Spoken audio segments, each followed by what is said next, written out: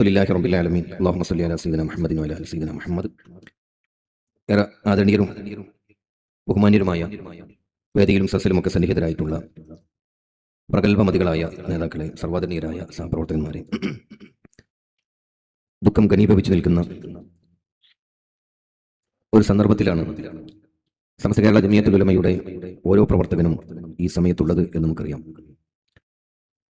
കഴിഞ്ഞ 10 വർഷക്കാലമായി കേരളത്തിലെ ഏറ്റവും പ്രൗഢമായ, ഏറ്റവും പ്രഥമമായ ഒരു വലിയ മതസംഘടനക്ക് വലിയ നേതൃത്വം നൽകി കേരളീയ മുസ്ലിം ഉമ്മത്തിന്റെ ബഹുഭൂരിപക്ഷവും പിന്തുടരുന്ന ആശയധാരക്ക് നേതൃത്വം നൽകി നമ്മുടെ മുമ്പിൽ നിന്ന് നയിച്ച് കഴിഞ്ഞ ദിവസം നമ്മിൽ നിന്ന് മരണപ്പെട്ടു പോയ ആദരണീയരായ ആലിക്കുട്ടി ഉസ്താദ് നവറല്ലാഹു മർക്കദ മഹാനവർകളെ അനുസ്മരിക്കുന്ന ഒരു സമയത്ത് ഇവിടെ നേതാക്കളൊക്കെ സൂചിപ്പിച്ചതുപോലെ ഏറ്റവും വലിയ വൈജ്ഞാനിക മേഖലകൾ താണ്ടിയപ്പോഴും വിനയാന്വിതനായി സമസ്തയുടെ ഒരു സാധാ പ്രവർത്തകനോട് പോലും ഏറെ വലിയ കാരുണ്യം പ്രകടിപ്പിച്ച് സന്തോഷത്തോടെ ചേർത്ത് നിർത്തി ചെറിയ നേതാക്കൾക്ക് പോലും മാതൃകയാകുന്ന വിധം പ്രവർത്തിച്ച് കടന്നുപോയവരാണ് അഭിവന്ദരായ ഉസ്താദ് അവർകൾ എന്ന് നമുക്ക് ഇഷ്ടം പറയാൻ കഴിയുന്ന സംഗതിയാണ്. ആർക്കും എതിർപ്പില്ലാത്ത വിധം സംഘടനാപരമായി ശാഖാപരമായ വ്യത്യാസങ്ങളുടെ തുടർച്ചയെ തുടർന്ന് വിവിധങ്ങളായ സംഘടനകൾ പ്രവർത്തിക്കുമ്പോഴും സഹോദര സംഘടനകളിൽപ്പെട്ട ആളുകൾ പോലും വളരെയേറെ പുകഴ്ത്തി പറയുകയും പ്രശ്നകലുഷിതമായ സാഹചര്യത്തിൽ പോലും തിരുത്തി പറയേണ്ട ഒരു വാക്ക് പറയാതെ വളരെ പ്രൗഢമായി തന്റെ ആശയത്തെ ഉയർത്തിപ്പിടിക്കുന്നതോടൊപ്പം എല്ലാവരോടും സൗഹൃദം കാണിക്കുവാനും അവരോടൊക്കെയുള്ള വ്യക്തിബന്ധത്തെ കാത്തുസൂക്ഷിക്കുവാനും സാധിക്കും വിധം ബഹുമാനപ്പെട്ട ഉസ്താദ് അവർകൾ പ്രവർത്തിച്ചു എന്ന് സഹോദര സംഘടനയുടെ നേതാക്കൾ പോലും അനുസ്മരിക്കുന്നത് നമ്മൾ കണ്ടതാണ്. പ്രവാചക സന്നിധിയിൽ ഒരു മനുഷ്യന്റെ മയ്യത്ത് ഇങ്ങനെ കൊണ്ടുപോകുന്നത് കണ്ടപ്പോൾ പ്രവാചകൻ എഴുന്നേറ്റ് നിന്നു, സ്വഹാബത്തും എഴുന്നേറ്റ് നിൽക്കുകയാണ്.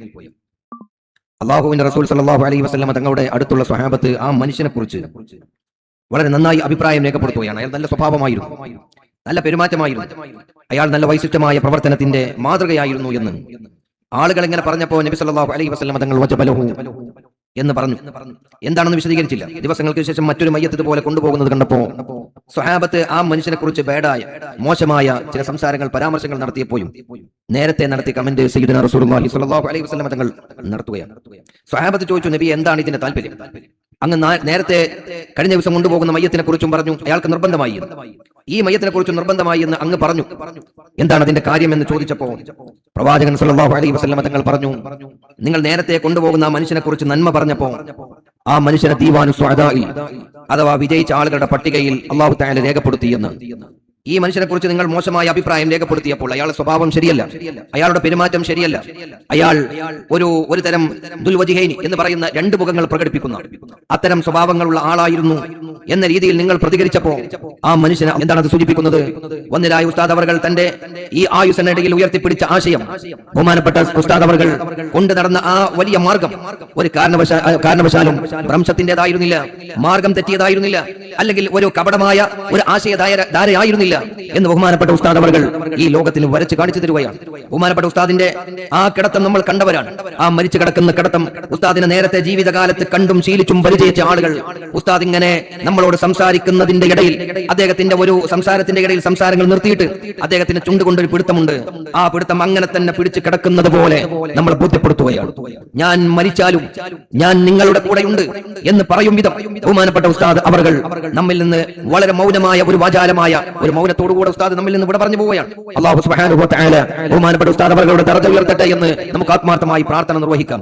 ബഹുമാനപ്പെട്ട ഉസ്താദ് കാണിച്ചു തന്ന വഴി ഏറ്റവും സുഹൃതധന്യമായ വഴിയാണ് എന്ന് നമ്മളെ ബോധ്യപ്പെടുത്തുന്ന സംഗതിയാണത്. അൽഹംദുലില്ലാ, ബഹുമാനപ്പെട്ട ഉസ്താദ് അവர்கள் വളരെ ചെറിയ പ്രായത്തിൽ തന്നെ നമുക്കറിയാം സംഘടനാ പ്രവർത്തന രംഗങ്ങളിൽ, അതുപോലെ തന്നെ സമസ്തയുടെ വിവിധ വേദികളിൽ, അതോടൊപ്പം തന്നെ അന്താരാഷ്ട്ര തലങ്ങളിൽ നമ്മുടെ കേരളത്തിൽ നിന്ന് ഇന്ത്യയുടെ ഹജ്ജ് കമ്മിറ്റിയുടെ ചെയർമാൻ വരെയാകാൻ വലിപ്പമുണ്ടായിരുന്ന, വികാസമുണ്ടായിരുന്ന ഒരു വലിയ മനുഷ്യനായിരുന്നു എന്ന് നമുക്കറിയാം. ഒരു പണ്ഡിതന്റെ ഏറ്റവും വലിയ വലിയ വൈശിഷ്ട്യം എന്ന് പറയുന്നത് അദ്ദേഹത്തിന്റെ അറിവിനോടൊപ്പം തന്നെ ബഹുഭാഷാ പാണ്ഡിത്യമാണ് ഏറ്റവും പ്രകടമായി ആളുകൾക്ക് അവരുടെ ആശയത്തെ ബോധ്യപ്പെടുത്തി കൊടുക്കാൻ കഴിയുന്ന ഏറ്റവും വലിയ മാർഗം എന്ന് പറയുന്നത്.